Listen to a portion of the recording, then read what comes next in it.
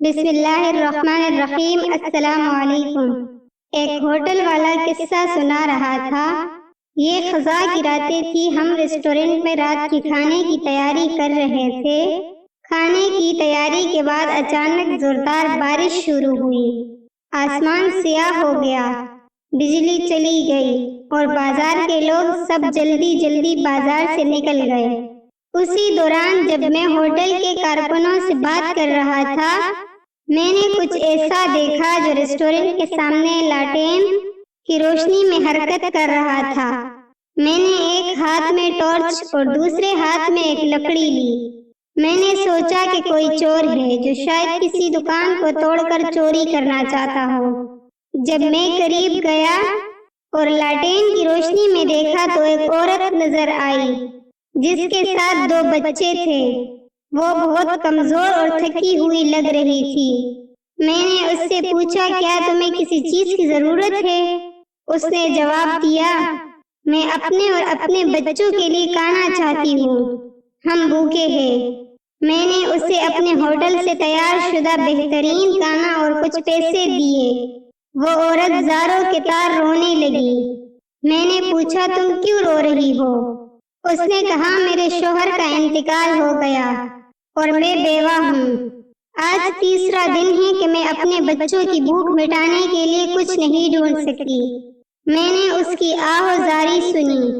اس نے کھانا اور پیسے لیے اور یہ دعا کی، میرا رب تمہیں اس رات کا اجر دے جس رات تم نے میرے بچوں کے لیے کھانے کا انتظام کیا۔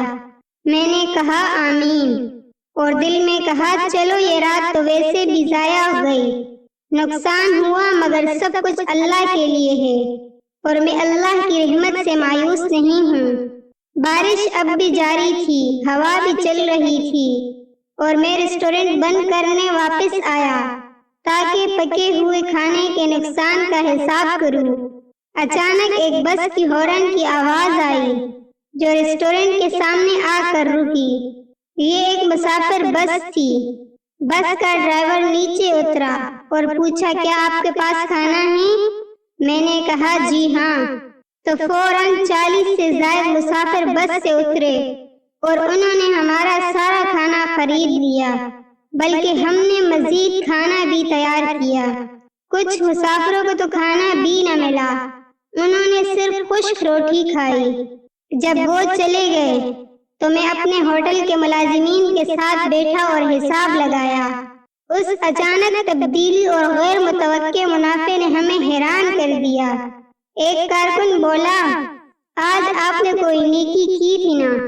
مجھے اس عورت کی آواز یاد آئی جو جاتے ہوئے کہہ رہی تھی، اے میرے رب، آج کی رات کا اجر دے جیسے اس نے مجھے اور میرے بچوں کو کھانا دیا۔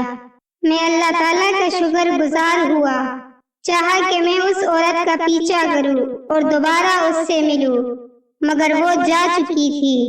رسول اللہ صلی اللہ علیہ وآلہ وسلم کی یہ حدیث یاد آئی، مال صدقہ دینے سے کم نہیں ہوتا۔ اللہ تعالیٰ نے بارانی رات کو ایک عورت اور اس کے بچے کے لیے ذریعہ بنایا، اور ہوٹل والے کے لیے وہی رات اللہ نے خیر اور برکت کا سبب بنا دی۔ جس نے عورت کی دعا کو سنا اور اس کے بدلے اسے وہ عطا کیا جو وہ سوچ بھی نہ سکتا تھا۔ اللہ حافظ۔